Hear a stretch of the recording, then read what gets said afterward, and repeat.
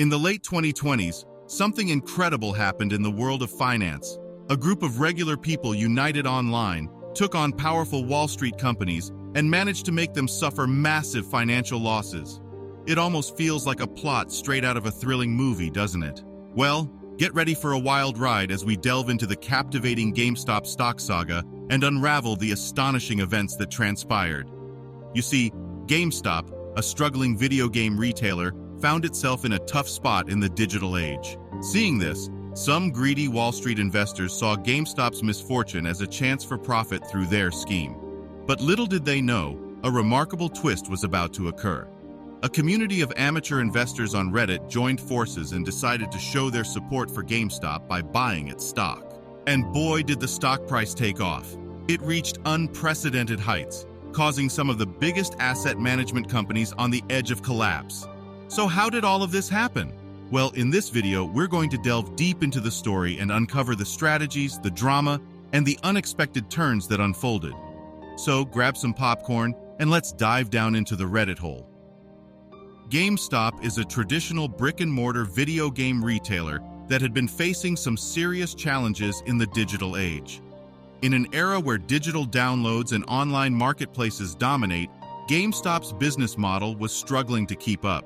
Their once vibrant stores, once filled with gamers and enthusiasts, were experiencing a decline in visitors and sales, ultimately resulting in losses for the company. Consequently, the stock price of GameStop plummeted from $14 in 2014 to a mere $3 by the end of 2018. Seeing GameStop's struggles, some Wall Street hedge funds viewed it as an opportunity and decided to take a risky bet using a tactic called short selling. When people typically buy stocks, they do so with the expectation that the stock's price will rise in the future, allowing them to make a profit. On the other hand, short sellers take a different approach. They borrow shares of a stock and sell them at market price, hoping that the stock's value will decrease. Their goal is to buy back the shares at a lower price and keep the difference as profit. This is exactly what the hedge funds were trying to do with GameStop. However, what these hedge funds didn't anticipate was that their actions would capture the attention of a group on Reddit called Wall Street Bets. Hold on, before we go into the exciting part, make sure to hit that like button and subscribe to our channel. By doing so, you'll stay updated and won't miss any future videos. Now let's get back to the thrilling story. It all started on a subreddit called Wall Street Bets, where a member named Keith Gill noticed something interesting. There was an excessive amount of short selling happening with GameStop stock. He saw that hedge funds had taken big bets against the stock, which created a vulnerable situation for them that was ripe for exploitation.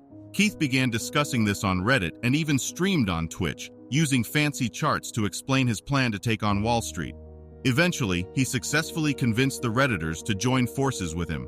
And so, the Redditors united with a shared goal of shaking up the system and making their voices heard. They started buying GameStop shares, causing the stock price to skyrocket. They even utilized stockbrokers to borrow more stock. As the stock price continued to rise, the short sellers were forced to cover their positions by buying back shares at higher prices. This increased buying pressure pushed the stock price even higher, creating a feedback loop that resulted in a massive short squeeze. The stock price jumped from $4 at the end of 2020 to $20 in January, and it kept rising as more and more people joined the movement. The GameStop saga captured the attention of the media and the public, and it was often portrayed as a classic David versus Goliath story. On one side, you had regular folks, armed with social media and a shared vision, taking on the powerful Wall Street giants. These everyday people had long been frustrated with the wealthy investors who seemed to profit at their expense by manipulating the market. But this time, things were different. The people saw an opportunity to challenge the status quo and make a statement. It was a chance to level the playing field and show that everyday individuals could have a significant impact on the financial world. I'd like to take a moment to remind you to click that like button and subscribe to our channel. By doing so, you'll never miss out on the latest updates and intriguing stories we bring you. Now, let's examine the impact that this situation brings. As the battle heated up, it was inevitable that some would end up taking a hit. One notable casualty was Melvin Capital, an investment fund that had heavily bet against GameStop's stock. By early 2021, they were feeling the impact, with their losses amounting to a staggering 53% of their investments.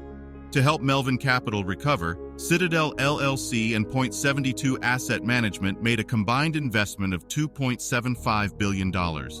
Despite these efforts, Melvin Capital decided to close its position.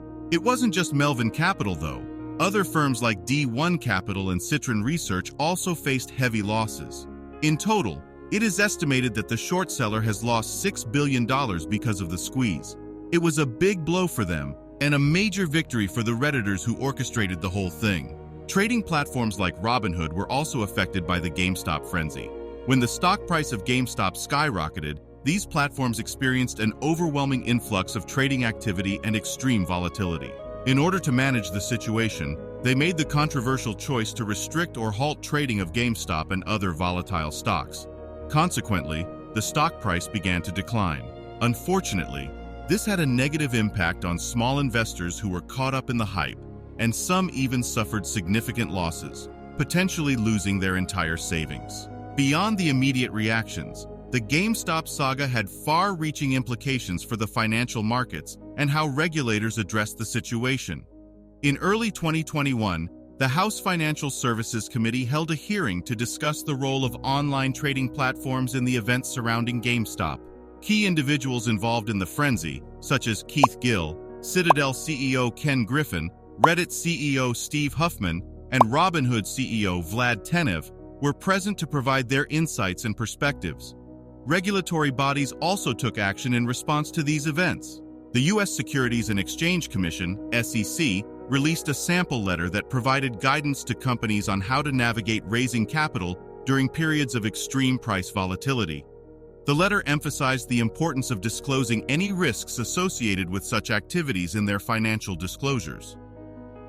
The GameStop frenzy was truly a game changer, revealing the tremendous power of everyday individuals and the influence of social media on the stock market.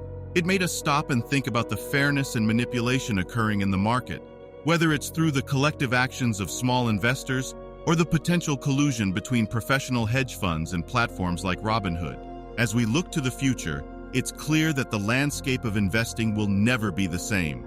Regulators, lawmakers, and financial institutions are taking a hard look at their strategies and approaches. They understand the importance of greater transparency, fair market practices, and safeguards against manipulation. The good news is that the process of implementing these changes is already underway. And that wraps up our exploration of the GameStop stock saga. We want to express our sincere gratitude for joining us on this video. If you enjoyed it, we would greatly appreciate it if you could give the video a thumbs up. Your support means a lot to us. Thank you once again, and we'll see you in the next video.